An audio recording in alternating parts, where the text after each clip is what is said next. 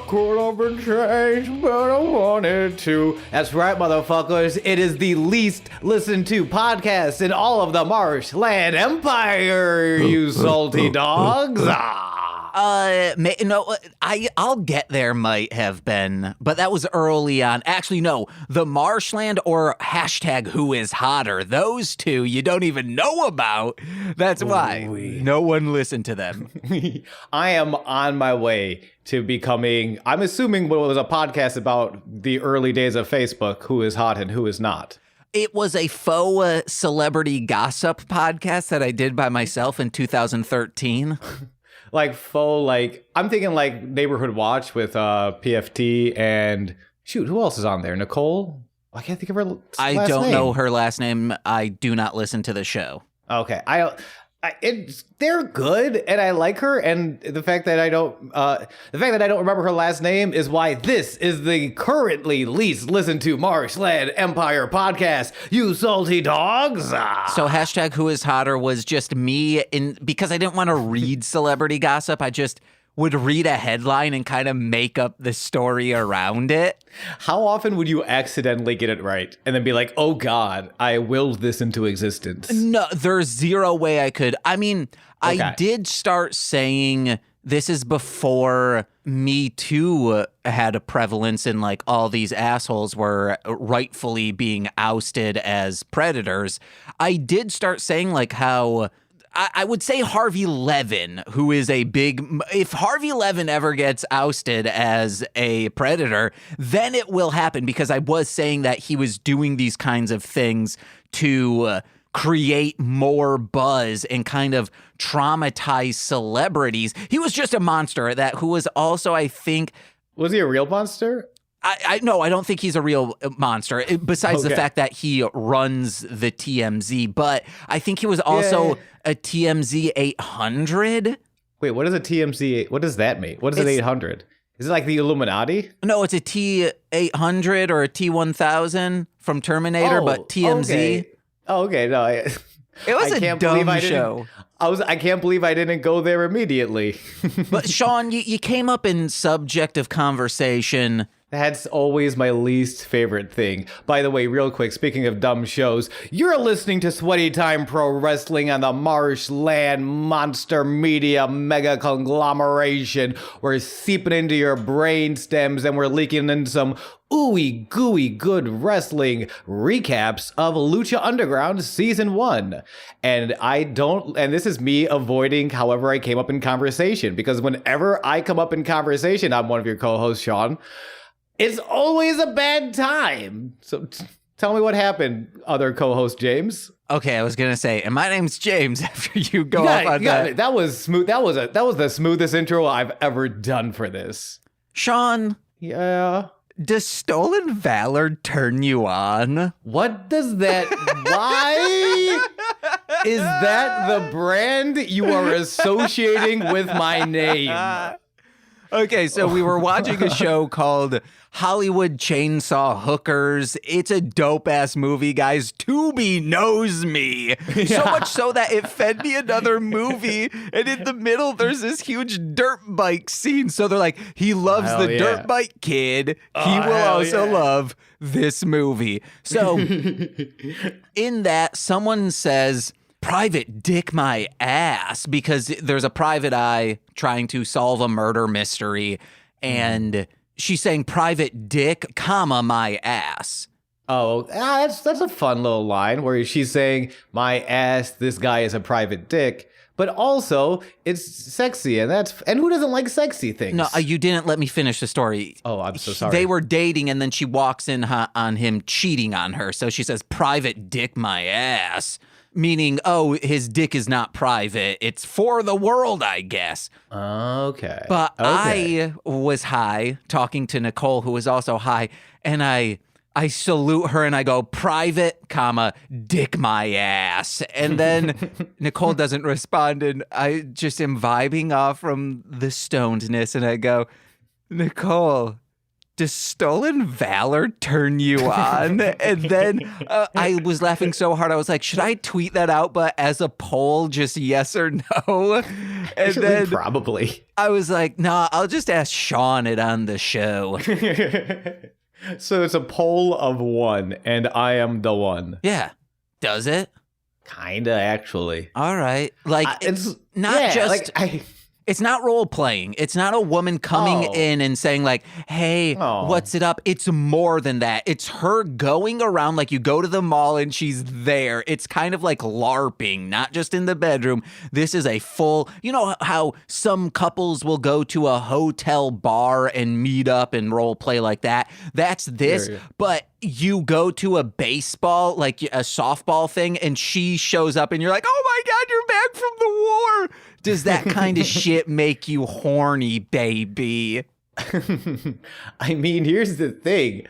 I wasn't alive, but I'm a big fan of watching old school wrestling, like 70s, 80s style territory stuff, where it's pretty much the long form role play. Like two guys, if you were a bad guy and a good guy, you couldn't drive in the same car together. If you were backstage and a child saw you at a restaurant, you couldn't be like, hey, child, it's okay. I'm not really the devil. No, you have to be the devil all the time. So what you're describing is territory wrestling. And that shit makes me horny, baby. So yeah. Oh, jeez. Was that not the answer you expected? Well, don't answer the questions.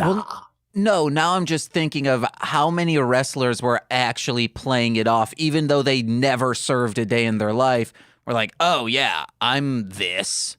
I don't know what you're talking about. Sergeant Slaughter served alongside G.I. Joe that taught us all how to buy more plastic and that knowledge is power. And Jesse the Body Ventura was in the Marines and actually took down a predator. I would say, Jesse Ventura was also a legit Marine. Yeah, which is pretty cool. And took down the predator. Yeah, absolutely. And Shawn Michaels got beat up by a bunch of Marines for being a mouthy prick, which counts, in my opinion, as serving. So thank you, Shawn Michaels, for your service. Salute to you.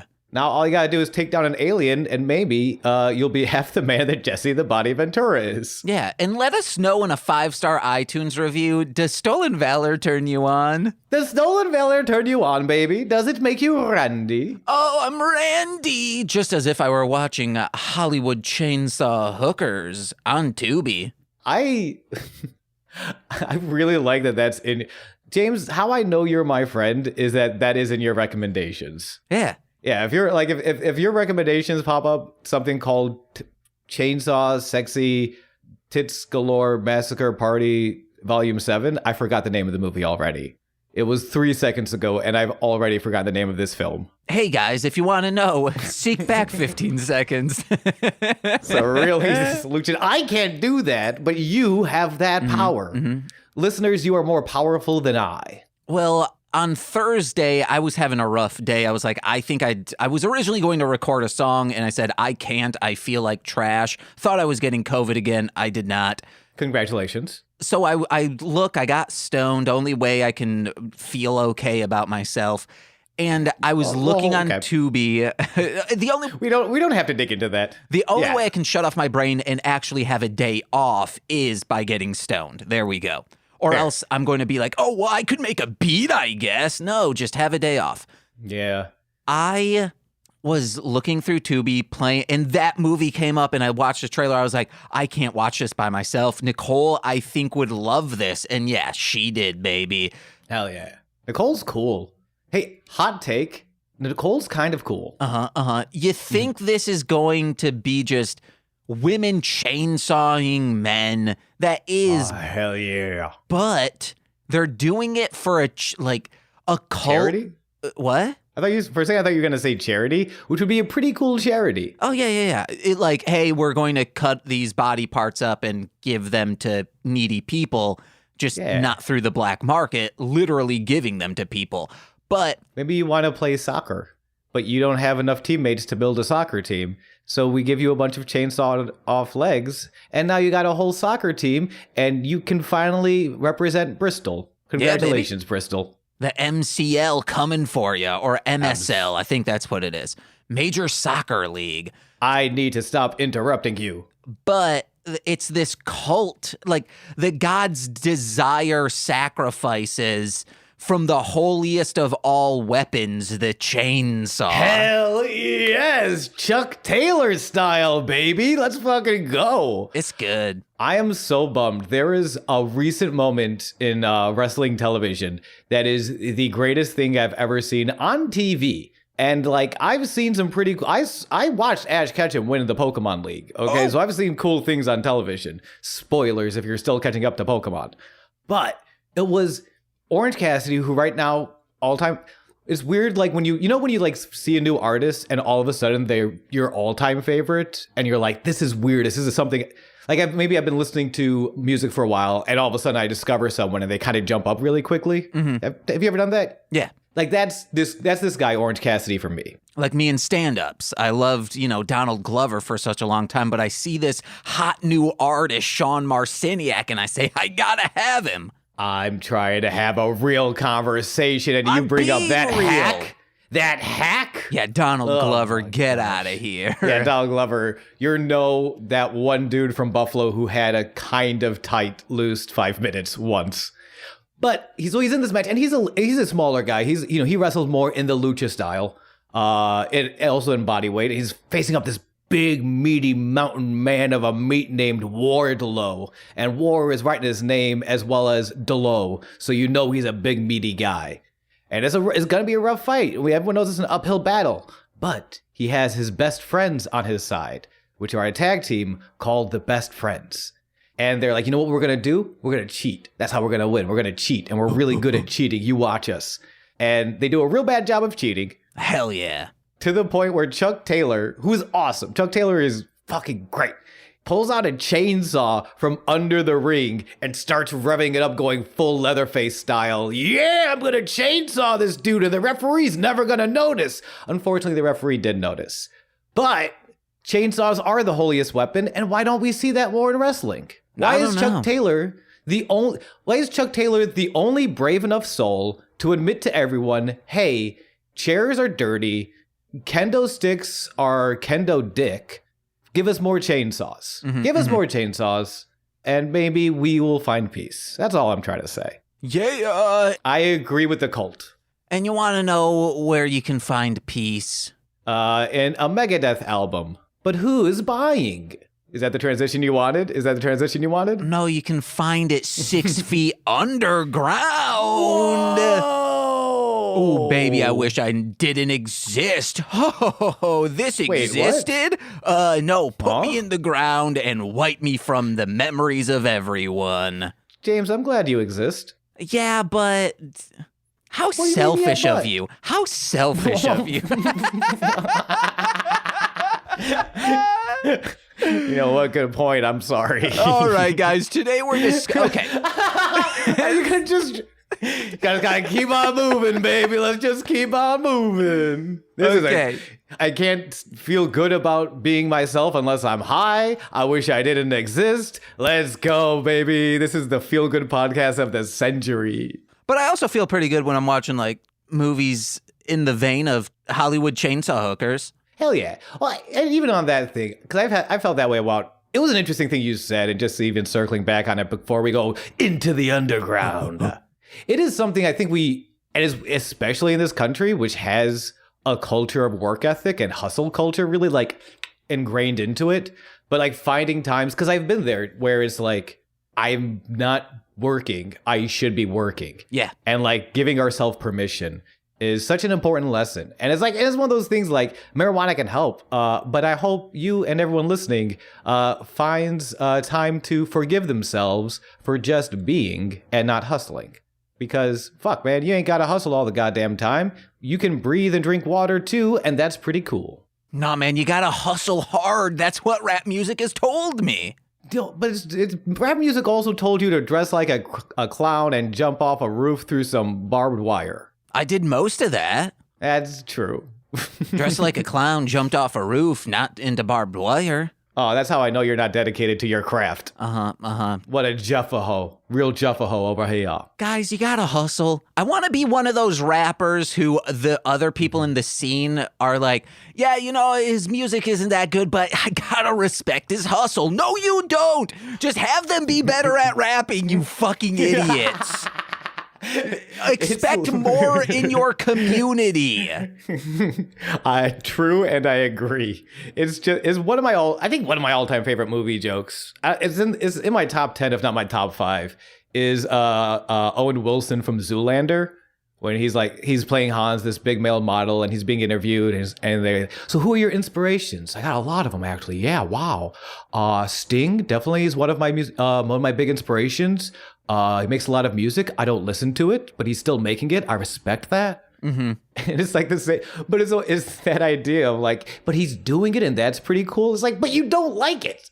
You don't. If you don't like it, you're allowed to just not like it. Speaking of people who put out music that I do like. Me too. The Mighty Boosh. So. Oh, well, wait, what? Yes. Oh. Back in 2013, I started listening to more podcasts, and I believe his name is Rich Fuller. I hope that's his name. That is a comedian. Yes, he's in The Mighty Boosh, if this is the correct person I'm thinking of.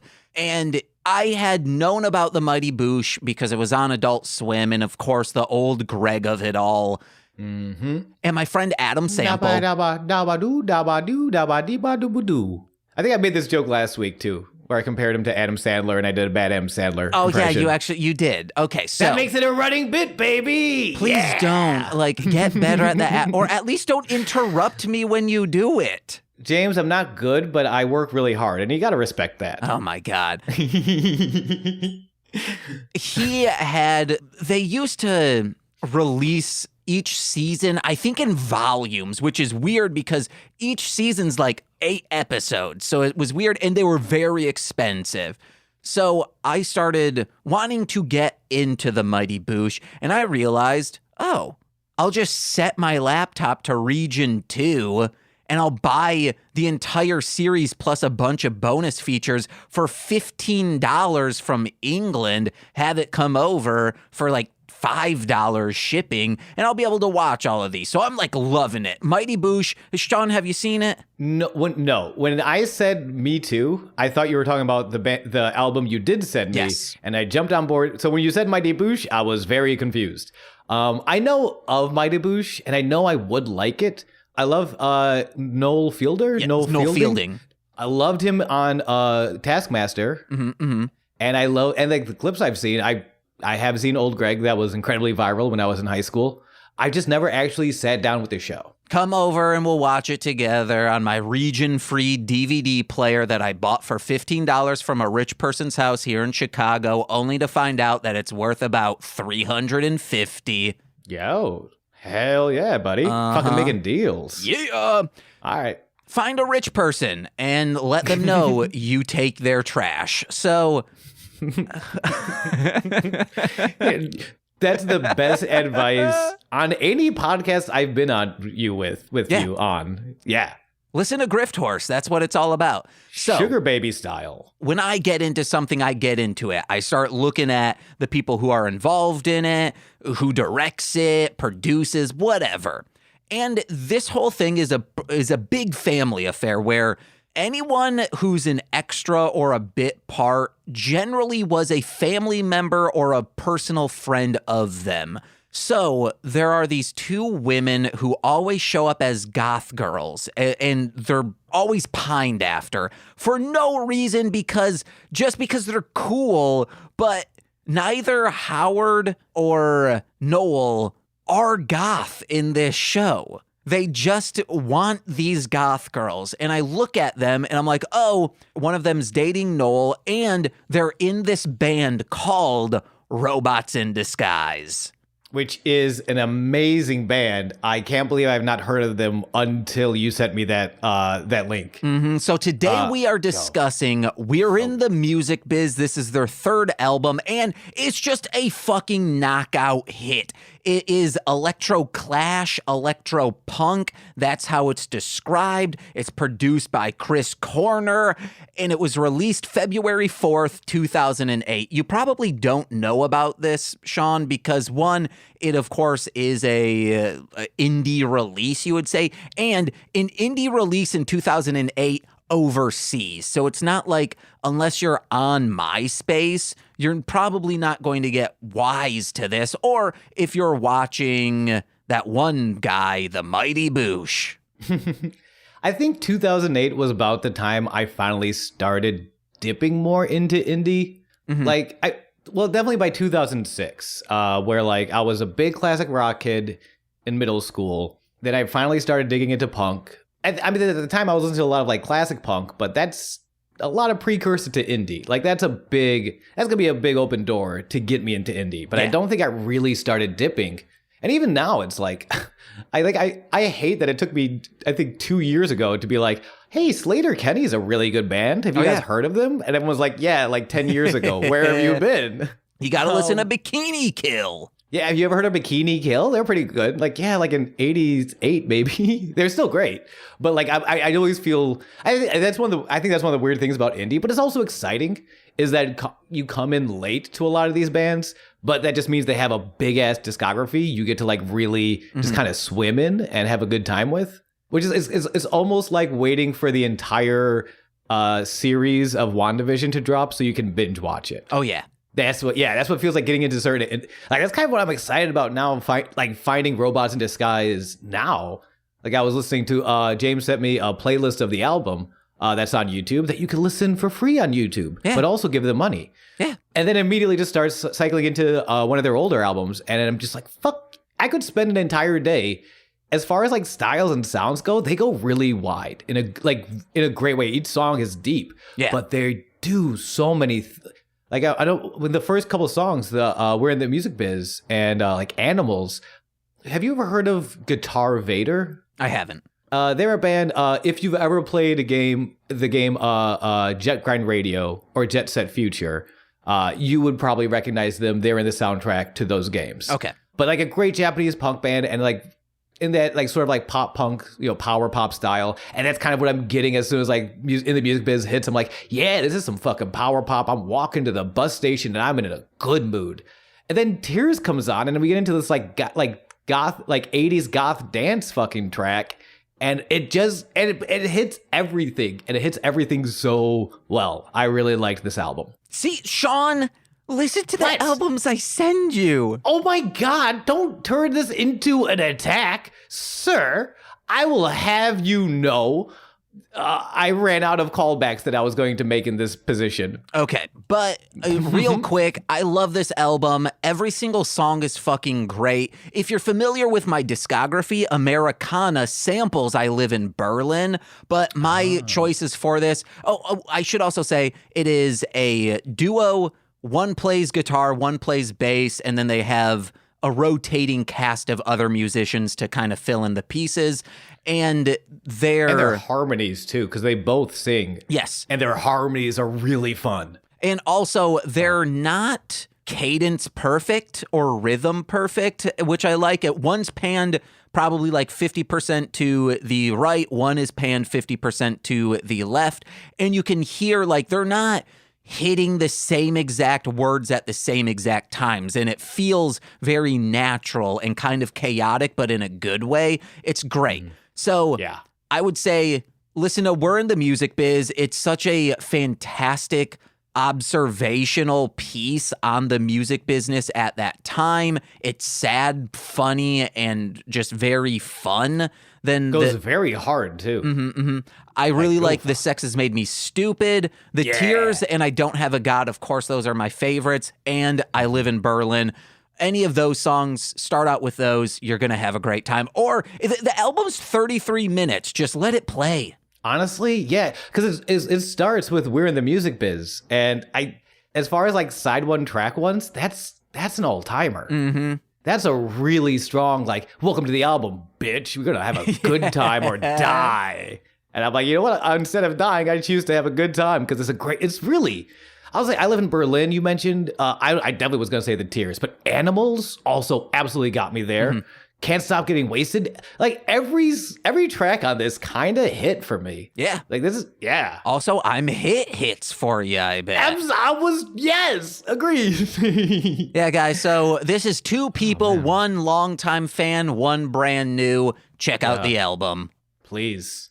And check out Lucha Underground Season 1, Episode 10, Motherfucking Law of the Jungle. My lighting got really weird. How does it look? I can still see you, but it looks kind of scary. Because I'm living in the law of the jungle with my brand new Lucha Underground champion, Prince Puma. Meow, meow. I lick myself and then I drink some milk like a bad mother trucker. I got them bare necessities. Sean could see me like prep the dance I was about to do, which was just kind of like Marilyn Monroe mixed with like an old gay. Like that's the only way I could describe this. Yeah, in the words of James Adomian, a friend of Dorothy. Yeah. Dorothy. Actually, no, yeah, it's like if the Cowardly Lion did a fusion dance with Marilyn Monroe. That's a really I don't know if he's underground, but shouts out to that James Adomian album. Oh yeah, it's really good. Yeah, listen to James Adomian, but first listen to this podcast where we just. Also, the reason that it broke me wasn't just the dance; it was the way you started it. It could have gone anywhere, and for it to then hit. Because I saw it in your face, I can't. It looked like you discovered bare necessities as you were forming the syllable "buh." Oh no, I knew I was going to do bare necessities, just not sure how I was going to do it. That's why you're the best, my dude. Salute. You got that. Ooh. Salute. Thank you for your service, Private Dick in my ass. Thank you for your stolen valor, Private Dick in my ass. It's Private Dick my ass. The N is not in there. Thank you for your stolen valor, Private Dick my ass. But episode 10, Law of the Jungle. I had fun with this episode. Like, thoughts up top before we get into it. Chef's kiss. This show is making me realize that it is not big men that I don't enjoy in wrestling. It is big men who don't know how to wrestle, who are also fighting a big man who don't know how to wrestle. Yes, and agreed. There was this weekend, there was a champion. I won't get deep into names because I don't know him and I don't like to belittle anyone from applying their craft. But there was a major name who just won a major championship who is majorly a big guy who does not know how to wrestle. Mm-hmm. And it's like real heartbreaking to see that because, and we'll get into it, one of the all-timers of big guys who wrestle really good is in this episode. Mm-hmm, mm-hmm. And it's like, yeah, I'm excited. I have not seen a lot of Lucha Underground since he debuted, so I'm excited to see more from this guy. I will also say, not just big men who don't know how to wrestle, big men who aren't open to like uplift other people or to like go out of their little comfort zones in that sense, because this we're talking about Cage and also Mill from previous weeks. They're up in this like high flying action, and they seem like the newer King Kong, where that like shit's going crazy, but they're also going crazy in their own way. Yeah, especially Cage, who at this point is a pretty long-term vet. Like Mill's still green. Mill's still learning a little bit of stuff, but he's open. Like I can't say I've not shared a locker room with him, but he seems to be, and from like accounts I can tell, he's still working in MLW. Seems to be a guy who's willing to learn and to grow with people and to like put the show before himself just for being a big guy. Like, I'm a big fan of, like, Lex Luger, who was a big guy, like, not really the cleanest wrestler, but always seemed to be willing to work. Like, sometimes that's what being a good wrestler is. It's not that you can do all the moves, it's that you're willing to make the show and the product work. Sean, I don't like how you're bringing up Lex Luger. He's not a part of the promotion we're talking about right now, so it just, like, it just feels weird to me for some weird reason. Why can't I bring up Lex Luger now? I'm commenting on stuff you've said in the past of like, I don't know why they're bringing up people from the big leagues.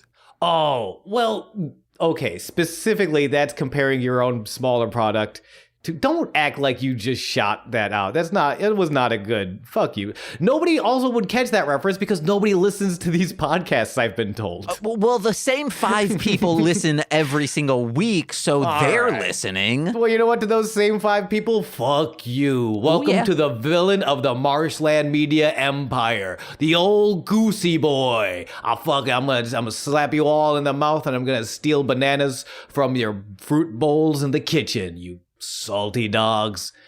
But no, in regards to that, it wasn't about, because I love, Vampiro does it all the time where he references, and I never have a problem with referencing older wrestlers or like, legends and stuff like that. It's when you're straight calling out guys who are still working on the bigger promotion that you're like, you probably don't want to like compare yourself to the multi-billion-dollar company. But it's not the multi-billion-dollar company. It's the independent contractors. Yeah. Exactly.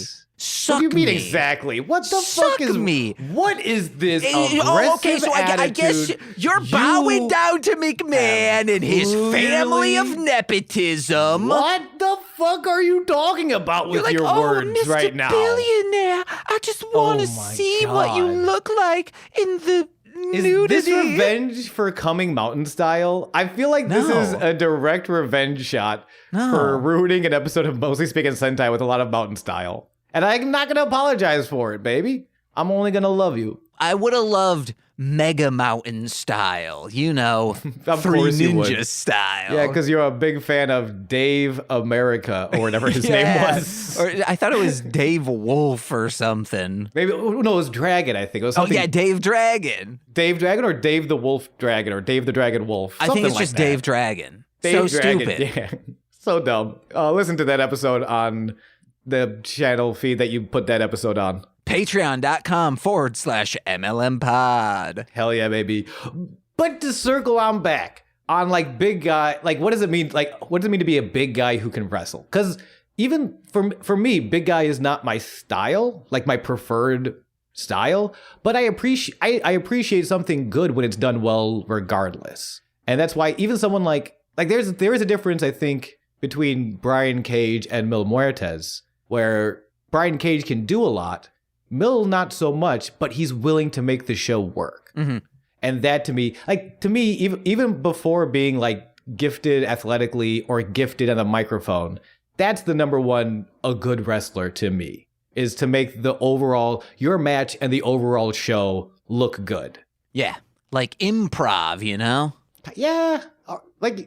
I hate to compare anything to improv because improv sucks. You love improv, man. Matt Besser, you meet me in the middle of the ring and you bring Ian, you bring Amy, you bring whoever, you bring Matt Walsh. I don't even give a shit. You bring both Matt Walshes, the problematic one and the lovely one. I don't care. I'll take them. I'll take you all down. I'll do it. I'll do it with a gusto and a tear in my eye, baby. The issue with this is he might also bring Chris Gethard, who will also bring Colt Cabana, and Colt will just DDT you to death. Please don't bring Kiss. Oh, I did not think about Kiss Gethard. Oh, don't bring kissy face Chris Gethard. I beg of you. He'll kill me. He'll kill me dead. I gotta Have we finished 80 Train of Thought yet? Phenix is getting his shot, Sean. Okay, yeah, sorry, yes. Quick recap of the Dark, because we've been doing that. Dark match was Son of Havoc defeating El Americano, who is our boy, Ricky Mandel in a mask. Cool to see again, I'm excited to see what they do with Son of Havoc. We talked about him in the last couple episodes. Mm-hmm. They're revamping him. They're giving him more opportunity, and I love him. I love that Son of Havoc guy.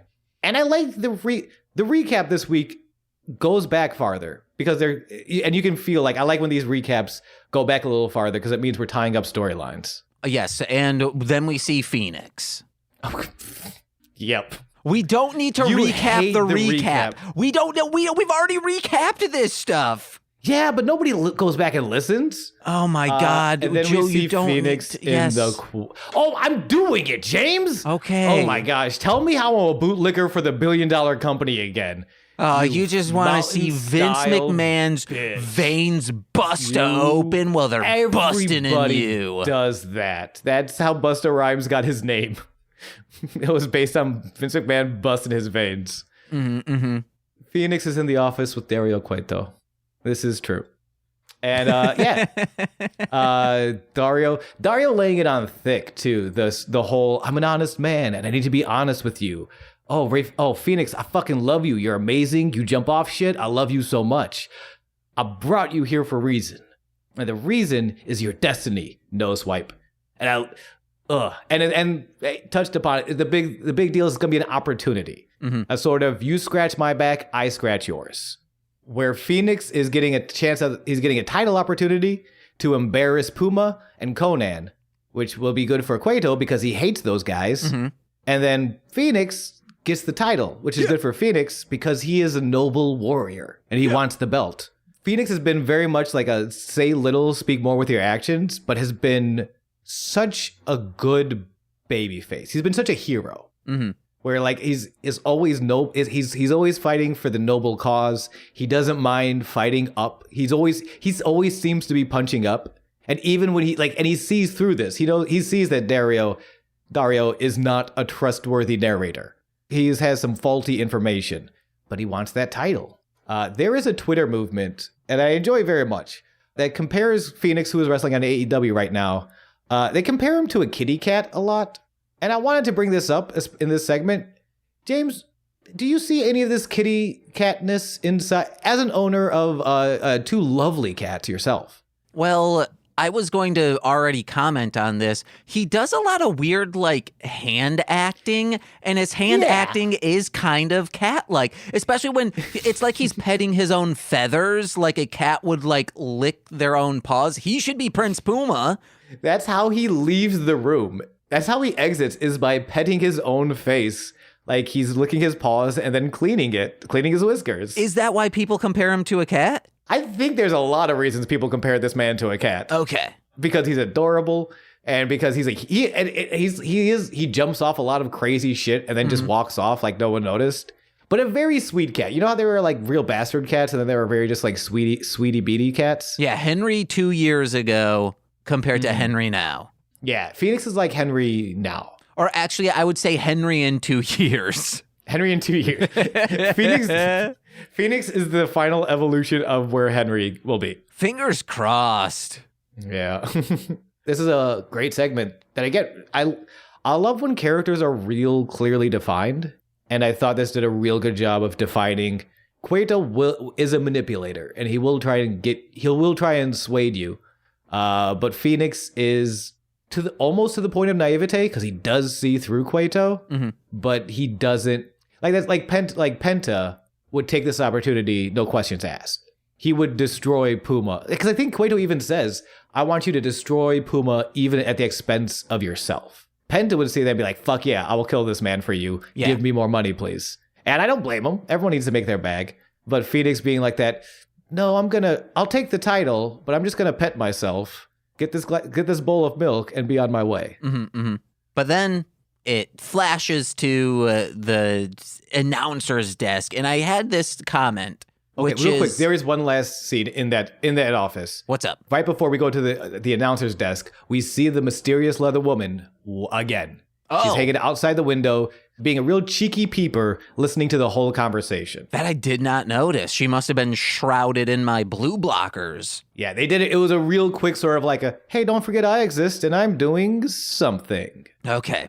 This show is 0 producers, all executives. There is not a single just producer, this person. It's all executive producers and co-executive producers. And there are so many for a 40-minute wrestling show. A 40-minute wrestling show that's dealing with a lot of... I have to actually look up the producers because it's not like this is just a completely original wrestling show. This draws so heavily from AAA. So I wonder... It would be the same as Power Rangers. The executive producers are also the Toei executive producers because they technically did the Super Sentai stuff, so they need to be credited as such. I think I would have to actually research that to see like because I'm assuming Mark Berman is still an executive producer, like the Americans who are producing, as well as the AAA guys who are bringing their talent over. I would guess. I'd have to actually look that up. That makes sense. All the sense in the world. But we find out that we're getting Blue Demon Jr. versus Chavo Guerrero Jr. How about we throw in a Pentagon Jr. So it's Junior versus Junior versus Junior versus another Junior, but a JR. Get freaking JR in there, wrestling it up with these three. I'm pretty sure he just got released from WWE. He does not have a contract right now. Let JR wrestle Pentagon Jr. I gotta find the tweet. I was looking at Ricky Mandel to see what's he up to. I believe it's Ricky Mandel. We've talked about him, right? We just talked about him earlier. He wrestled in the dark match in this episode. So I believe it was him, tweeted out like, I was trained by this person, mentored by this person, like huge wrestlers, and toured with this person. Someone bring back Lucha Underground so I can work some nepotism. Like it was just like a very funny tweet that I'm like, yes, this is good. I gotta follow Ricky Mandel's Twitter. We need to start branching out to wrestlers, no matter how small, no matter how indie, whatever. We need to get them on this show because, like, let's make this a bigger community. I'm trying. I reached out to Puff, who is a dope wrestler in Buffalo. He did not respond. Oh, damn. But I reached out and like, absolutely. I would love wrestlers in general because they would know more about this world. They might run into these people. Mm-hmm. And like, that would be very cool. If any of our 5 listeners knows someone who's wrestled at all, that'd be great. What we should do is hit people guy and ask what ref he knows, and then we'll get that ref on. Hell yeah. I'd love to get some referees, man. I got a referee in my chat too. I should ask him to guest on the episode sometime. Hell yeah. But let's get back to the episode until a wrestler joins our podcast. JR. So technically it's not a match. They do clarify it's a confrontation. Which is always weird to announce, like, hey, we got this match because they announced the title match at the main event. It's going to be Puma versus Phenix. We have the rubber match, the best of 3 between Drago and King Cuerno. And also, Chavo is going to talk to a guy. Sean, that's what I do best. If I'm in a wrestling competition, when the hell did you get here? I'm getting thrown out right away. But if it's a confrontation with Mr. Guerrero, Mr. Damon, as well as Mr. Gon, I think I could. Mr. Gon? Well, very good. The tiny dinosaur from Tekken 3? Well, no, Mr. Pentagon. Oh, okay. All right. It's Mr. Pentagon, you didn't know, is just 5 Gons stacked on top of each other. Oh wrestling. My God. What a scoop. Now, JR, I would be remiss if I did not bring up the fact that in one of your most famous confrontations, you did get set on fire. Pretty badly. I actually kind of love it. People, really? They're sadomasochists. Mm-hmm. Sure, I've heard of that. Sadism and masochism. Well, there's also that for arsonists. Some people like to set the fire. Some people like to be the fire. Damn, JR. Now I know we got to keep going, but real quick before you leave, JR. Yeah, what's up? I do have to ask you, does stolen valor turn you on, baby? As long as I'm on fire, anything will turn me on. Oh, hell yeah. Thank you very much, JR. Get the fuck out of our podcast. I see ya. God damn it, Jim.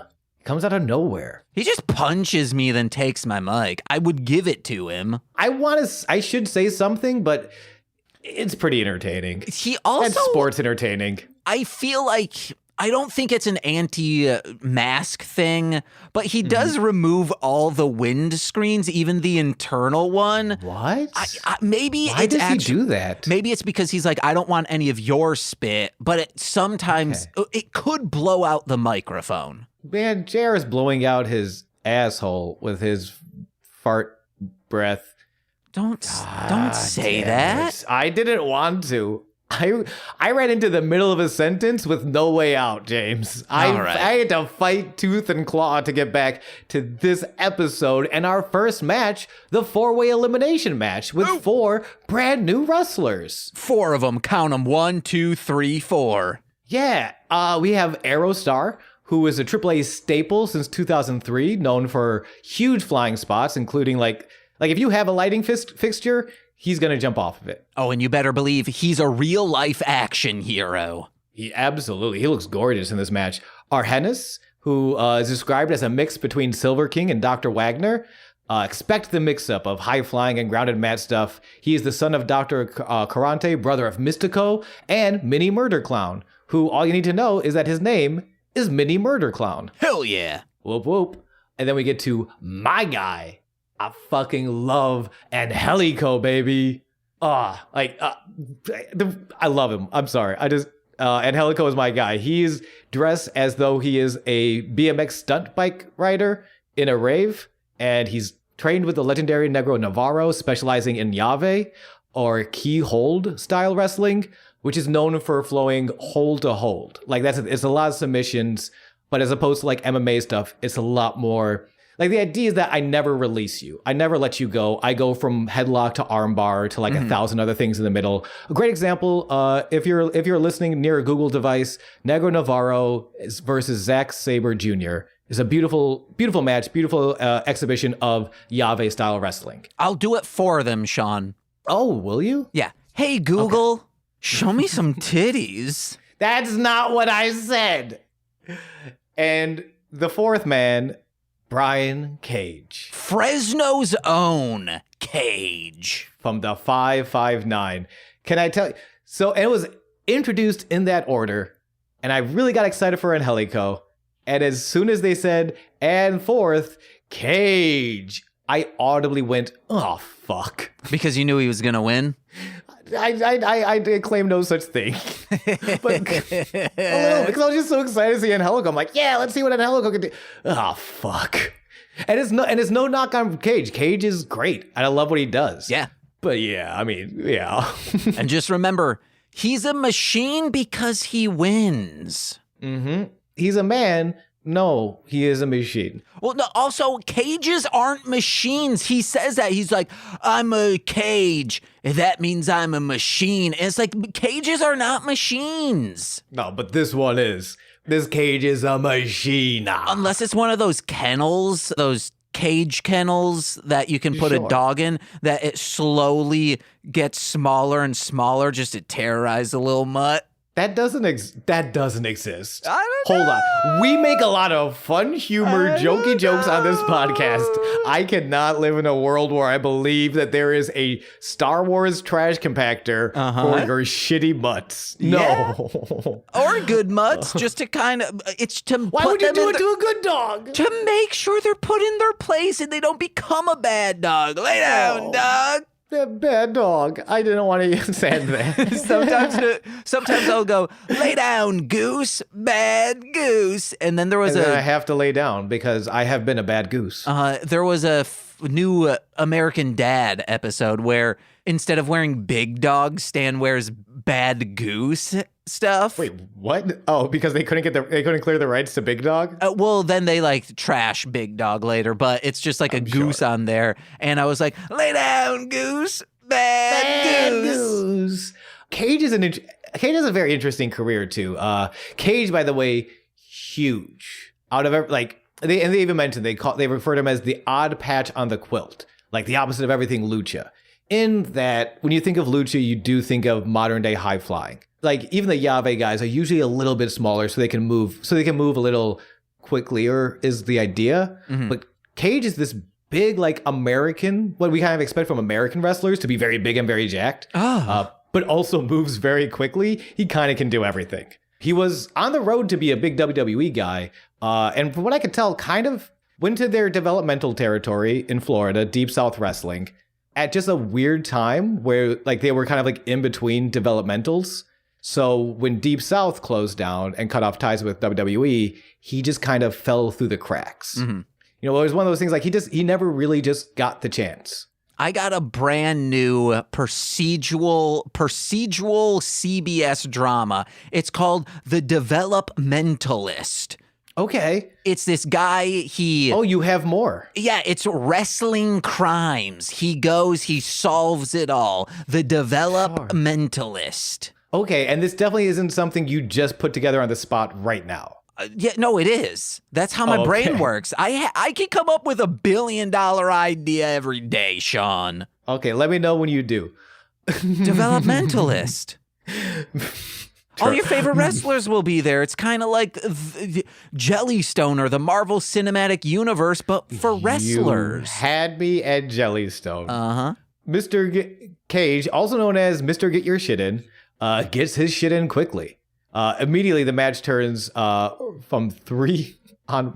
Why are you James Bond posing right now and expecting me to carry on this podcast?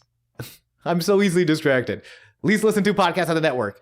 Mr. Get Your Shits In gets his shits in quickly turning the match 3-on-1. Advantage Cage. Mm-hmm. Like everyone's immediately like, we gotta take this guy out. But for as much as this was, and you can, that's the reason I went, oh fuck, is like this is gonna be a showcase for Cage. We've seen, I think, up 2 or 3 promo packages for this guy. I think at 3. This point. It's been 3? Yeah. So like it's very like, and the wrestling brain of me and like watching WWE for as long as I have, this would be what's known as a squash match, where one guy gets 0 things in, the other guy just really like, usually under a minute, just kills them. Yeah. But this wasn't that. I was like pleasantly surprised. I think Lucha Underground, at least so far, has been doing a great job to subvert wrestling expectations. And a big one is we haven't seen any squash matches. We have seen some short matches, but it's like everyone gets their moves in and then someone just gets like an insane run of moves in and wins in like 2 minutes. Yeah. I'd say the closest we get is maybe like Ricky Mandel versus Mil Muertes. Oh, yeah. But part of that is also to protect Mil, who is newer. It needs, we don't want to put a brand new guy in there for like a 15-minute match. We want to give him. But that was so nice to see, to like be able to clock like this is a guy who can make other people look good. He's been wrestling long enough that he can go for a little bit.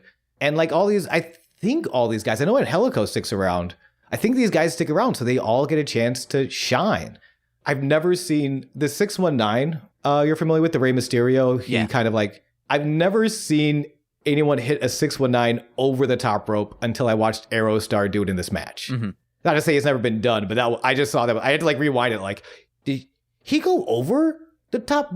What's he? How gravity? It was shocking. I loved it. Oh, and he went over, baby. Hey yo, the below. Oh my gosh! And speaking of going over, and Helico's dive to the outside. That was all great. Yeah. Do you remember this? I just remember so many people doing it. Because they're like one person does it, another person does it, then the like last one, it just kept escalating. Yes, the reason I want to point out Angelico's is A, I love him, and B, the way he goes corner to corner, everyone's on the outside. He runs from one corner, leaps, and clears the entire turnbuckle. He doesn't jump over the ropes. He jumps over the entire corner turnbuckle, clears it like a fucking swan god, and just stands there in all of his glorious bird dance style fucking, I love this man. He drips coolness. Yeah, and I'll quote Vampiro right now by saying, these 4 individuals are evolutionizing as they go. That's not you meant revolutionizing. Absolutely. No, he meant evolutionizing. And if you're not down with that, I got 2 words for you. Evolutionizing. I got a number for you, and it's 2. He's gonna shit in your duffel bag. Oh, hell yeah. Take a big stinky dump right where I keep my socks. Oh, not where I keep my socks. He's all over the place. You'd have to shit everywhere. Which this man's been in the business for how long? I'm sure he has a very controlled stream of poop. Okay. If he had to let that shit spray like an AK, he can let that butthole spray like an AK. Why don't I write more lyrics? I'd rather it spray like when you open up some ketchup and it like blasts out a little bit. That's how I want it to spray. Because you're really into a bloody stool. So you like to see that red. No, I just want that splatter pattern. Okay. I want Dexter to have to come here. And it's like, well, I deal with blood. And they're like, there could be blood in this shit, dude. I was going to say, if I'm there, there's going to be blood in that shit. Because I am into 2 things. Stolen valor and bloody stools, baby. Hell yeah. How do you get your stool bloody?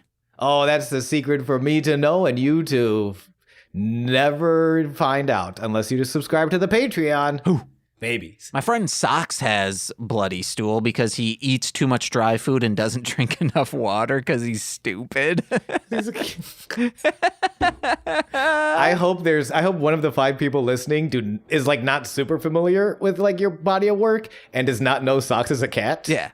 And it's just like, who the fuck is James hanging out with? If I said Henry, then they'd be like, who the fuck? Socks is obviously a cat. I don't know. I could see a dude. I could see like in a 1960s Little Rascal style gang. Yeah. Just, hey, I'm Socks. I rub quarters together and I kick people in the shins. Yeah, and my dad's trying to make sure I don't eat too many potato chips and crackers, so I quit. Or actually, my mom's really mad because, normally I got skid marks, but now I'm spotting. And she thought, hey, I got a boy. I don't got to worry about that, but too bad.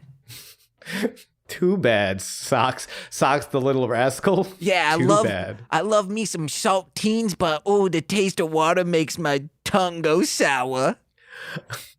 I'm trying to think, because I want to at least point out a move from everybody, because everybody really did get some great stuff in. We talked about the Arrow 619, the Angelico dive spot, and our Hennis with the, quote, toe in the brown eye. He just kicked a man in the butthole. Yeah, there was a move, I forgot who did it, but they described it just as a running jump kick, but it was to the turnbuckle, and it was so fast, it looked like it was a real kick, and it was brutal. There's a good chance it was. I mean, maybe like to pull at the last minute, but yeah, these guys are all working a very hard style, and I'm thinking 2014, we're approaching we're in the era of strong style, which was spearheaded by Shinsuke Nakamura in New Japan. We know. Which was a revitalization of the All Japan. Hey, I'm just gonna slam you on your head real hard and then hit you in the face real hard, and everyone's gonna buy tickets. Mm-hmm. So I don't know. It was a great looking kick. I'm trying to. It might have been. It was either our Hennis or Angelico, I think. It was one of those two. But it's fucking great. I think Brian Cage leap kicks someone out of the air. I'm just like, God. We'll get to as the match wraps up. Cage pump handle sit out gourd buster to eliminate our Hennis. He's the first to go. I put a lot of words together, but it all looked fucking great. Mm-hmm. Then Arrow goes for another tilt-a-whirl sort of head scissors. Cage throws him off, power bombs him, holds on, power bombs him into Angelico, then lariats to eliminate Aerostar. Then finally we get, and at this point it sounds like the crowd is chanting Cage, but they're actually chanting Angelico. You can't hear the Helico, but that's definitely what they're chanting. They're not chanting Cage. Now, yeah. Why would anyone chant Cage? I was like, this dude's getting over. They're cheering for this bad man. And see, that's what they want you to think, but in actuality, they're chanting for Angelico, clearly. They just, the Helico is silent. Let me have this. Let me have this, James. It's not. It's Cage. Angelico's about to kick. Angelico starts fighting back, gets some kicks in, but runs into the rolling clothesline for the final elimination at 6 minutes and 1 second. Good. Cage forever. Are you a big Cage fan? Like, out of these four guys, really? Only because I'm comparing Cage to Mill, and I know you're a big Mill guy. No, I love the African man in this whole scenario. Angelico? Yeah, just when they said from South Africa, I was like, well, it's going to be a white man, obviously. Yeah, and I was like, yeah, it is. Yeah. But he's great. And he's, I don't know, I just like Angelico, man. Been with AAA he's been with Mexico since 2009. I think he joined AAA in like 2012. I liked everyone in this match. There was no one that stood out. That's fair. Everyone was amazing in this match. And I guess that's, if you were to critique, because there is purpose to having a squash match sometimes, maybe not in an hour-long show, but like it does help people stand out. Yeah. I think Cage getting all 3 pinfalls helped him. Oh yeah. But like, yeah, everyone's doing all sorts of stuff. Unfortunately, we don't really get to see any Ave from Angelico, which makes sense. If there are 4 men fighting and running around the ring, it would be weird to like then 2 men lie down in the middle of it so I can break your arm. Like, there's just too much going on at all times to really start doing like submission-y stuff. Oh yeah, I was like, Sean, I have no idea what you're talking about, but now I remember what you said when we started this match. Hell yeah. And if you're listening at home and you don't know what I'm talking about, rewind this podcast till I make sense. And then the post-match, Brian Cage gets a microphone, says, Lucha Underground, they call me Cage. Because I'm not a man, I'm a machine. Also, if you start rewinding and all of a sudden we're talking about the great Malenko, you went a little too far. Or not far enough.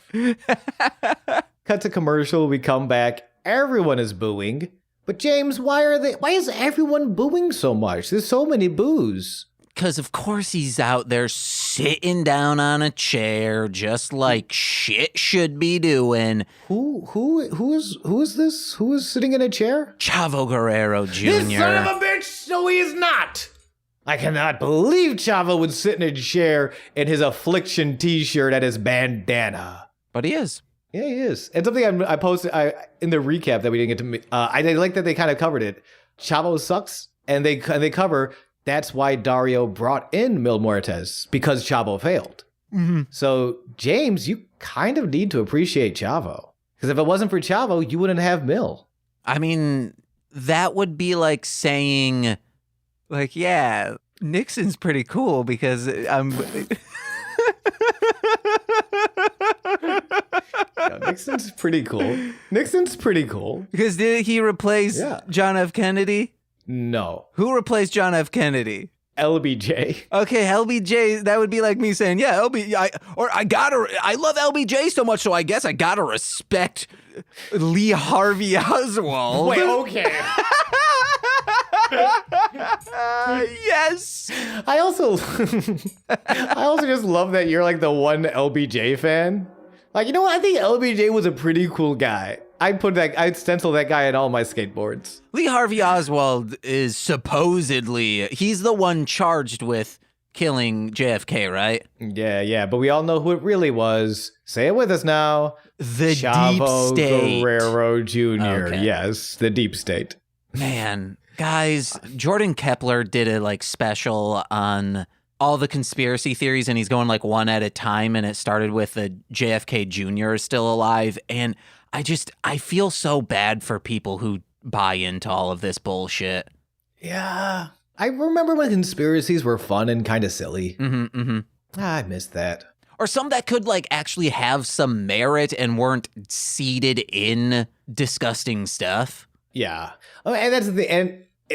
Honestly, a lot of that's our naivete because it kind of always was deep-seated in disgusting stuff. Like aliens. Aliens, yeah. But ghosts. Even aliens and ghosts, a lot of those times get linked back to lizard people, and that's a long-running thing. Yeah. And that is just a very gross stuff. Fuck off with that nonsense. But aliens on their own, I'm totally fine with, because clearly there has to be life out there. Yeah, David Bowie, baby. Chavo Guerrero was in the ring with his Affliction t-shirt, 2 chairs set up. Everyone fucking hates this guy. He starts off talking with his microphone. 2 months ago, I made a mistake. I ruined the friendship between me and Blue Demon Jr. and our families, and I want to apologize.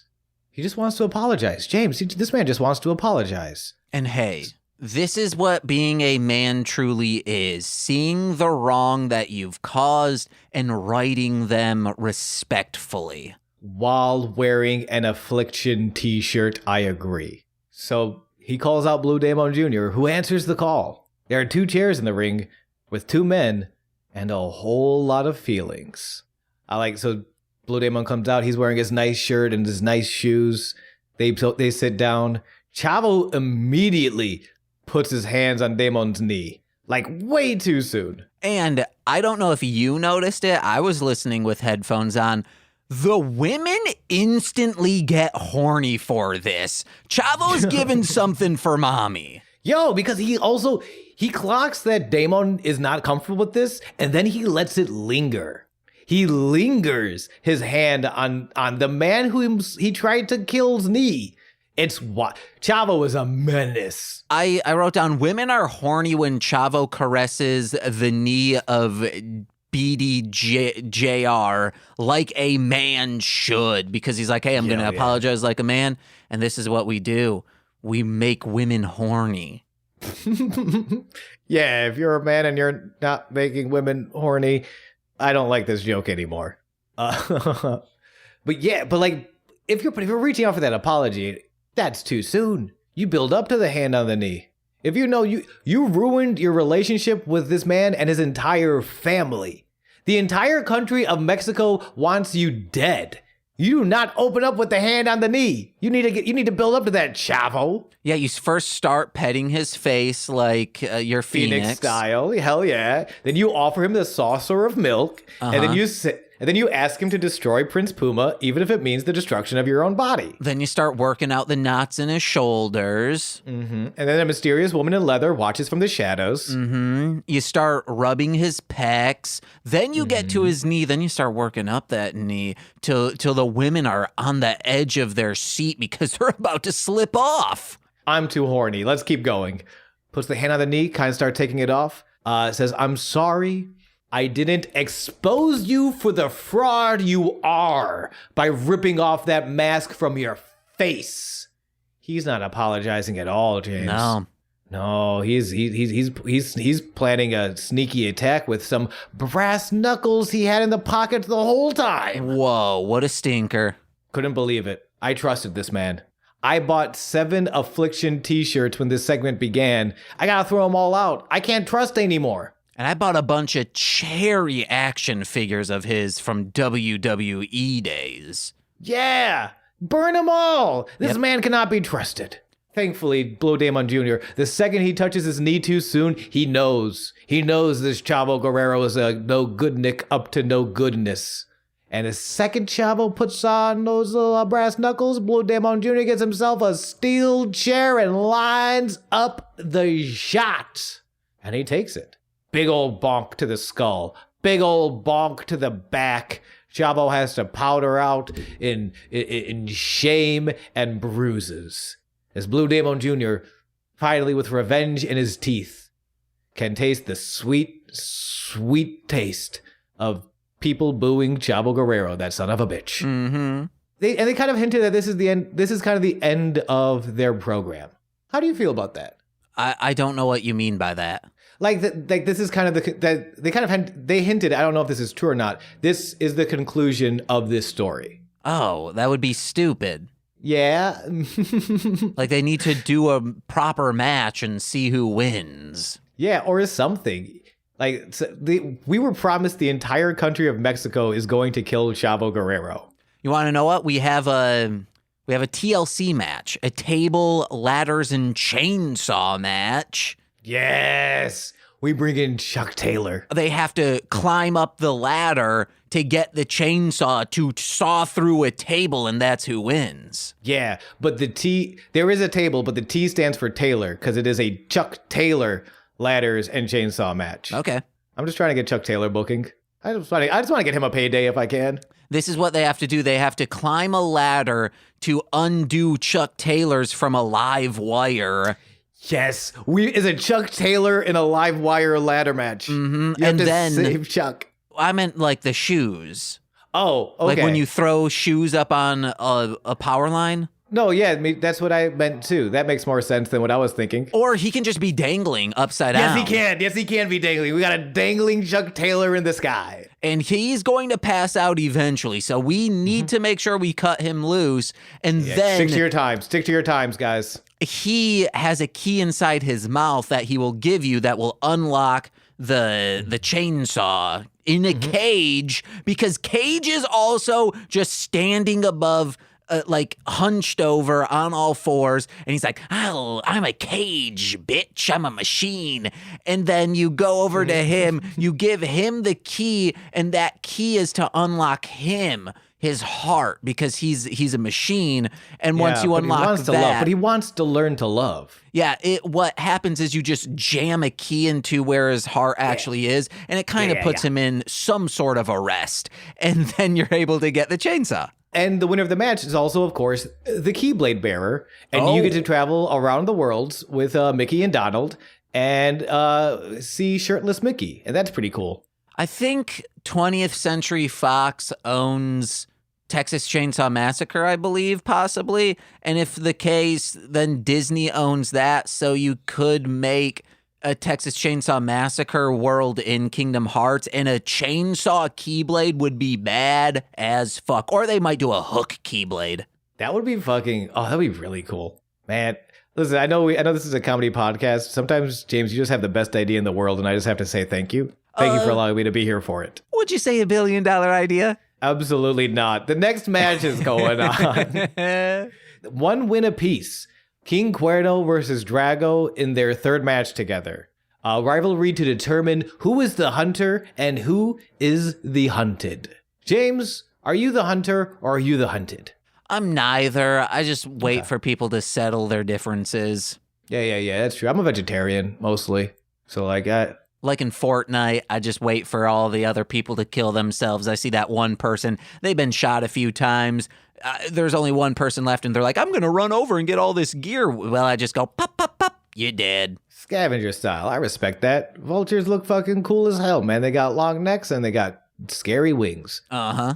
Cuerno, I have Cuerno stares at a deer intently. It is hot. Also, I have 3 revelations from this match. The first, leaving that deer head on the ring as it is just a tragedy waiting to happen. Because just think if someone like misses or slips and they fall on that. That's, if it doesn't kill you, it's going to maim you. That's one of them. 2, Cuerno takes off his shirt, and on his back, on the shoulder blade, it looks like he has a Kirby 64 tattoo dedicated to the villain of Kirby 64. Wait, the eyeball? Yeah, the eyeball when it flaps its wing and has little horns. Look at his back sometime. Santos Escobar, come on our podcast and tell us if you have a Kirby 64 villain tattoo, please, and thank you. And the third and final thing is, can I buy a Drago mask? Because there was a child in the crowd with one. I mean, I don't know if they're still in production because I don't know if he's still working. I think I looked this up and he's like, I think he's kind of retired. So I'm sure they like are on eBay because they definitely sold them for tapings. Like, I don't know if he brought that from home. I'm assuming he bought that at the arena. Let's check. This is a exciting match. Probably the longest rivalry right now outside of maybe Puma and Cueto are Drago and Cuerno. Literally, like at this point, they've screwed each other out of titles. They can't really exist in this company as long as the other is still there, which is I love those stories. Everything should kind of start from the titles. This is a competition, this is a sport. So like things kind of like should begin and should somehow tie back to like, I want to be the best. But I love these little detours, these sort of side quests of like, I want the belt, but I can't live if you're here because you won't let me. You just won't let me live. We have to clear this. We have to clear this air. We have to figure out who is the better wrestler, who is the hunter, and who is the hunted. So it's a fun little story.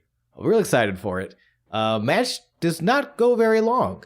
Drago starts off immediately with the rapid slaps. Cuerno is like, hold on, slow down. And I love that little storytelling in their styles. For Drago to win, he starts at 100 miles per hour and then he gets to 200. For Cuerno to win, he needs to slow down Drago. He needs to pick him apart piece by piece, chew on his little bone skis until he's got the sharp teeth that goes, Mah. Eventually, Cuerno gets dumped to the outside, pulls out the table. I'm like, let's fucking go. Drago kind of escapes the table spot to hit a corkscrew tope.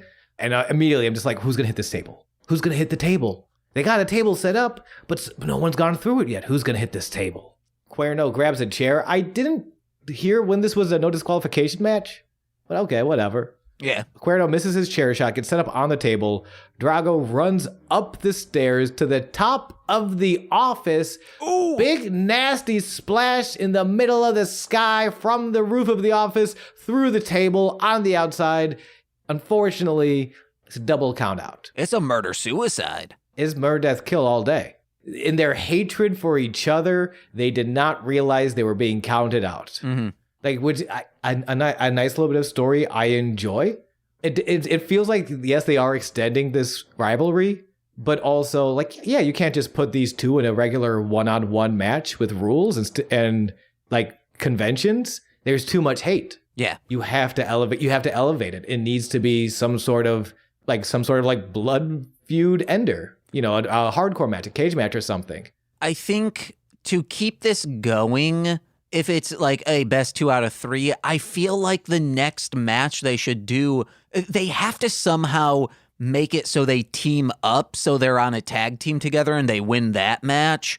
And then like the final one is like, hey, we have mutual respect for each other now. Let's just, both of us, no matter what, one of us is going to win, but there's no animosity. I would love that angle. I would love that because I love King Cuerno. Unfortunately, I do think he is a big bag of dicks. So I don't think I don't get that King Cuerno has I think that's like a fault of his character. Okay. Is that he cannot find respect in his he doesn't see an opponent, he sees prey. Okay. Well, hey, if they were to team up together, then he could, hey, animosity aside, hunt aside, I will hunt this person who I have to. I would love that. I would love that. And I would love that as a character arc to see King Cuerno learn respect.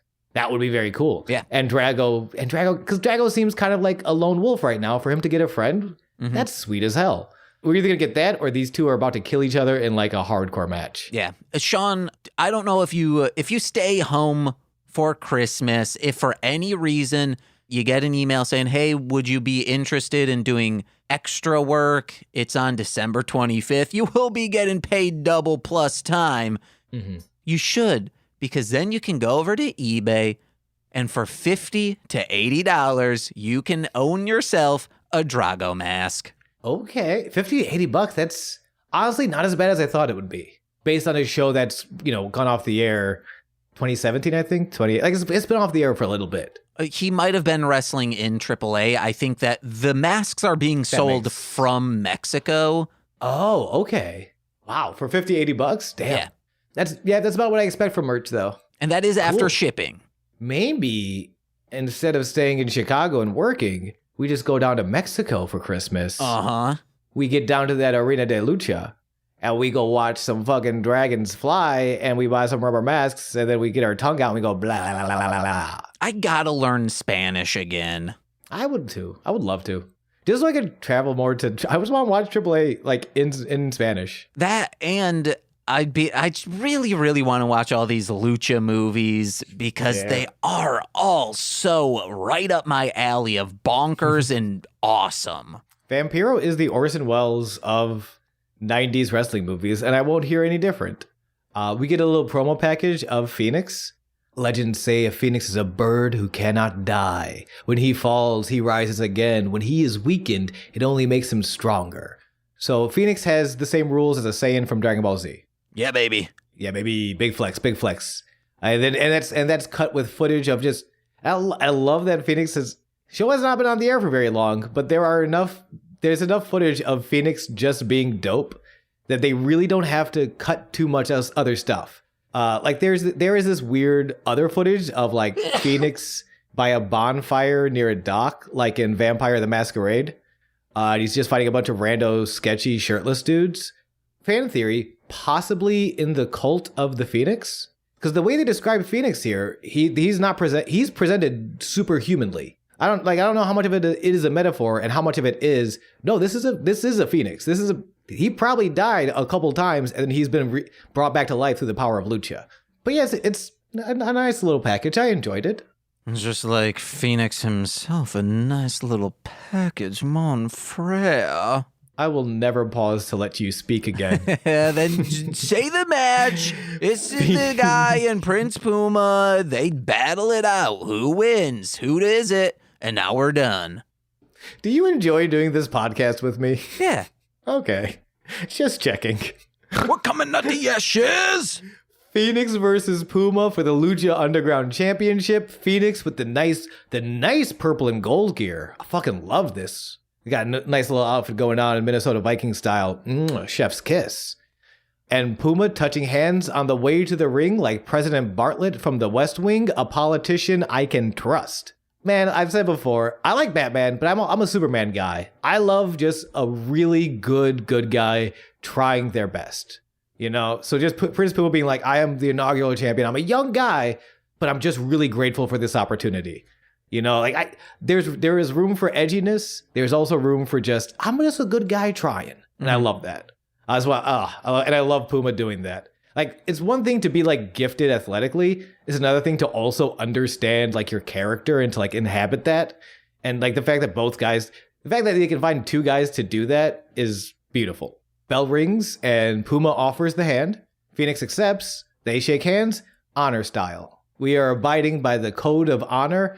These are gonna be. This is just two good guys fighting to see who's better. You know, none of that Dario Cueto, destroy him for me, join my dark side. Violence. No. Yeah, there's gonna be violence, but violence in the name of love and lucha. And these are the two guys to have this style of match, which is like they're amazing. It's amazing that you have a company with both Phenix and formerly and futurely known as Ricochet, Prince Puma, to have both of these guys in your company, having this good guy versus good guy. I feel like this might have been shot the same day as Aztec Warfare, because like these guys are like you can kind of tell these guys are a little blown up at the start of the match. Not in the way blown up means you're kind of gassed out, like you're out of breath. Mm-hmm. Not in a terrible way, just in a way of we've seen these guys wrestle before. I don't know if you got that. I got that they looked like they might have been going. They hit their third gear a little early because they looked tired. If they did this in the same day, that's terrible management. That's studio wrestling though too. Because you could do like 3 a day. Let's say you have 18 thingamadoos a season. Hey, you could parse that out 3 a day and get done really quickly. But I wouldn't agree with that just because this is our big ass event and one of our contenders was in it for so long. Both of them were. Maybe it was just me and I was looking for something that wasn't there. But yeah, because I've seen Phenix wrestle a bunch more since then with AEW as he was bouncing around the indies before AEW got picked up TNA. This was a little looser than, and again, it's like a looser Phenix is still tighter than 90% of the humans on Earth. You know, like it's still an amazing match. I'd still recommend it. But I'm curious if these guys, because that's part of like why you kind of opt into doing a studio wrestling show, because it is cheaper to kind of like rent out and do a bunch of episodes in a single day and kind of like parse it out. Yeah. There was one, I think it's Prince Puma. He jumps out of off the top rope. And this is why I don't think they're on their ball right now. This is my defense of that. Jumps out and like tackles in mid-flight into Phenix, or it could have been vice versa. And how he does it is in like this crouched ball, because if he was not like it was so restrained and so accurate because the concrete stairs were inches away from them. And they stopped right where it needed to stop. And I was like, hell yeah, this is so good. It is. That's why I was saying, when I bring this up, it's not to take away from these two at all, because like they really are just that good. Like it's insane how clean and quickly they move. The match very quickly becomes speed versus speed, and maybe they were just playing. Again, it's so minute, but because playing into getting to that third, fourth gear, because a lot of the match is fumes. We are running on fumes. We are so evenly matched in both style and technique and talent that we just all of a sudden we're just running up a brick wall, and the only thing that's keeping us going is the fighting spirit. And it might have been they might have just tricked me real good. Like I might just, or not even tricked me. They sold me exactly what they were trying to sell me. Where I was like, these guys are giving it their all and they have nothing left but their heart and their soul, and that's that good shit. Well, if they tricked you, they should kiss you, because those are the rules. And that is the rules. And I want to kiss from both of these men. But the only wrestler who's ever going to trick you is Jon Moxley. Wait, why is Jon Moxley going to trick me? Because the Kiss of Jon Moxley match. Oh, that is true. That is very true. He's tricking everyone, just begging to be kissed. I want to kiss that man. I would kiss the entire Blackpool Combat Club. Especially William Regal. I might have misheard, but one of the announcers, they say when someone gets kicked real hard in the back from behind as they're sitting down, is it called victim cake? I think it's called the victim kick. Oh, okay. It sounded like victim cake, and I was like, that's a real weird thing to call a move. I believe it'd be called the victim kick. Maybe it was cake. I don't know. I got that Buffalo accent, so all my A's turn into ah. So mine go that to doesn't actually yeah. explain what happened. Yeah. Yes. But yeah, it's even on the victim kick, it's always all the spots are like 1 for 1. Like when they open up, it's just how can I hit this guy? Mm-hmm. Then the second Puma lands the first drop kick, Phenix immediately retaliates. Puma dives to the outside, Phenix dives to the outside. Like it's never clear. There's never a clear advantage. It's always I get a little bit in, this guy gets a little bit in, this guy gets a little bit in, I get a little bit in, and it's seeing again. These are the two guys to have this style of a story of there is no clear. It's just we're just running our heads into the wall until something sticks, and it's fucking beautiful. It's like playing Pong, and it's just no one moved their Pong pieces, and it's just in a straight line. But also, the room is filling up with smoke because the building is on fire. Also, the winner gets a shiny new belt, and the loser gets kicked in the nuts by Mil Moritez. What they should do is have a cage match, but the cage just slowly closes in on them. Enough of this terrible contraption you've designed to punish my beautiful Jasmine, which was the name of my dog growing up. Oh man, Jasmine's cool. Would have been an even better dog if they had a cage that slowly closed. Anywho. I like, there's a spot where Stryker calls, I think it was Phenix puts Puma into this. Stryker calls it a bow and arrow crucifix stretch submission. And Vampiro says, it's like jazz, man. You call the notes. I don't know what they are, but I know how they feel. Mm-hmm. And that's like, I think verbatim how we've treated this podcast, where I get way too technical, but that's like how I view the jazz. And you're like, I don't know, man, it made me happy or it made me angry. Yeah. I just like, I like that mirrored us. So you are Vampiro and I am Matt Stryker. Yes, guys. Two lovely ladies who trying to take over the world convinced their boss man, who's just not doing it for them, to kidnap me so they can use me as a sex slave. Yeah. Getting to the match, we have a lot of near falls towards the end too. A lot of like 1, 2, 2.9, not quite. Oh, we get I'm jumping to the end because there's so much of it. They do so much in this match. It's beautiful. Phenix scores 2 near falls in a row, but loses his Phoenix driver. He's setting up for his Phoenix driver when Puma counters it into a sit-out tombstone pile driver, which looked brutal, and I loved it. Puma climbs to the top rope. Phenix with that Shoryuken rising palm strike to slow him down.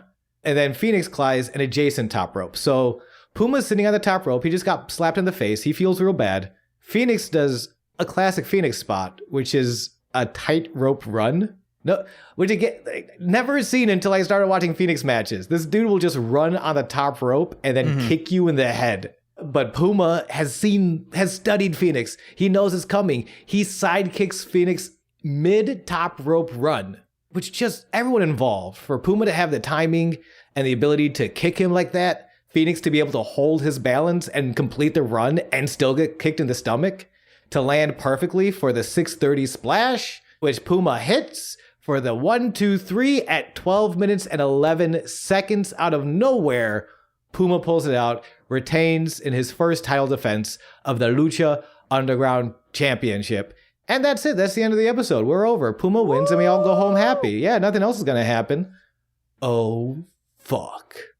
and Helico comes out from behind the stage, and he beats the shit out of everyone. He pulls Vampiro's jaw off of his skull, and Helico takes a lightsaber. He kills his father, and then he kills the Emperor. Then Helico takes a bag of sand, and he steals a golden idol, and he fucking books it from a boulder, and then he punches the boulder in the face. He takes King Cuerno's deer head, throws it in a cage that just keeps slowly closing. Okay, enough of this. I'll call it like it happened. I'll call it like it happened. And Helico does not come out. Cage comes out. And he's slowly closing in on you. I mean, yeah. Phenix is already rolled out. Like, both guys are absolutely spent. They are drained. This match has taken everything out of them. And Cage just got done crushing everybody inside of him as he slowly got smaller and smaller. Mm-hmm. He gets out there and this rolling clothesline, this rolling lariat looks so good. And he takes Puma's damn head off. And he is, quote, sending a message that the number one contender is simply a man called Cage. Oh. Also, I would like to say, in this slowly closing cage, there's safety measures. Like, you put in the kind of diameter, the measurements of your dog. So you will need to measure a dog, and then you plug that in, and there's kind of like sliding locks that you put on so it will not get smaller than your dog is. I'm so glad you waited till the end of the episode to let people know that the dogs aren't dying. They're just being psychologically tortured. Yes, that was the thing, to keep them in their place. Did you think that would make me sign off on You think I'm okay with psychologically torturing dogs? I'm gonna throw you in a cage. Well, you better, you son of a bitch, and make sure it closes tighter and tighter slowly. Before we wrap this up, so we've seen Cage now for 3 weeks. We finally get to see Cage. How do we feel about him? I kind of want to track how we feel about Cage as we see more and more of his character. He's cool, and baby, he also knows what mommies want because he starts stripping in the ring. Hell yeah, he does. Oh my gosh. I like him. I like him a lot too. Yeah, I like that he is kind of the one. And I'm just a dude, but I'm a really big dude. I don't have he's the one guy that I don't have magic. I don't have secret Aztec blood. I'm just really jacked. Yeah. Please let me kill you. 2 thumbs up. Yeah, this was a fun episode. A lot of fun stories moving forward. My man Angelico is here, and I'm very excited to see more of him. And Cage is gonna do some The crazy thing about Cage too is, yes, he does hit his big man moves. He can slam you out of anywhere. He can powerbomb you out of anything. He hits a deadlift superplex, which is very hard to do. In addition, he can flip and Hurricane Rana and do crazy high flying spots too. I don't think he did it this week, but he has, and he does. He's flying lucha style topes. He really, whatever match style you want to do, he can fit, which is really, really rare to see from big guys like him. Mm-hmm. Real excited to see him. The Hulkster used to do it a lot. Oh yeah, the Hulk was really known for adapting to other people's styles and making other people look good. That's true.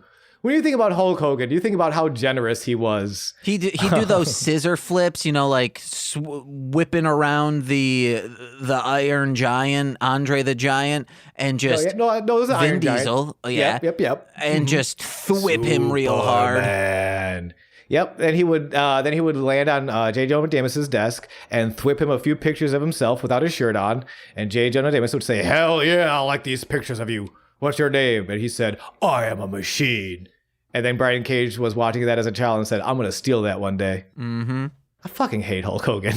Dude, you love the Hulkster. He's all... guys, I love the Hulk. Hold on. I can see Sean's room, and there's 5 posters of just Hulk Hogan from the 70s, 80s, 90s, 2000s, and TNA his Hulkster. run... Yes, in his run as TNA's mainstay. Well, that's only because I come a lot, and I don't want to get jizz on my walls. Yeah, so you get it on the Hulkster. Oh, hell yeah, you know I do, baby. James, I'm going to plug real quick, and then I'm going to ask you to plug real quick. How does that sound? James is nodding silently, but just so you know, that means let's fucking go to the plug section. You know me, I'm GooseVK on twitch.tv/GooseVK. We just finished up a little bit of No Mercy with Winona Ryder. So if you're into Heathers or Beetlejuice, as well as wrestling, this is the podcast for you, and that's the Twitch stream for you. Check it out. Hey guys, head over to MLMpod.com to find out information about my other podcasts. Go check those out. Also, tell a friend about this show. If you enjoy it, do it. Give us a 5-star review on Spotify or iTunes. Let us know. Does stolen valor turn you on? If anything else, if you do not get to tell anyone about this podcast, just ask all of your friends and family if stolen valor turns them on. We need to know. Yep, I'm compiling statistics.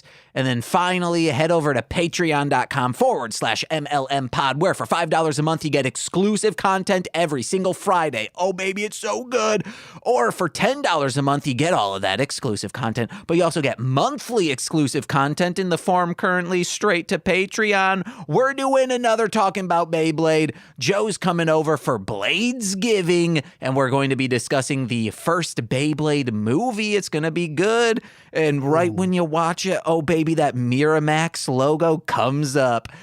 Wait, what? Yeah, Miramax put it out here in the United States. Oh, no. And it's probably going to say, like, executive produced by these monsters. Fuck.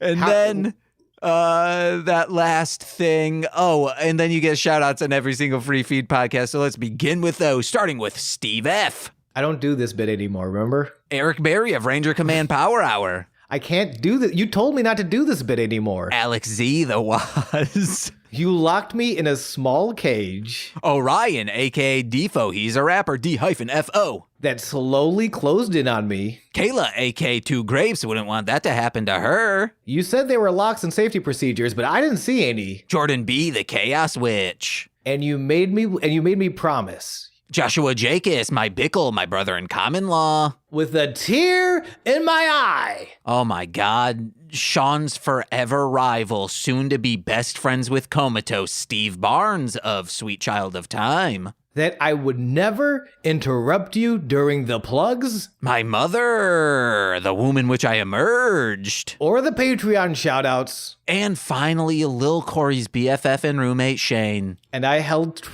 true to that promise. And I've been James. And fuck Psycho Gorman. See you guys. Bye. Bye. Oh, he's getting put back in that cage. Oh, you motherfucker.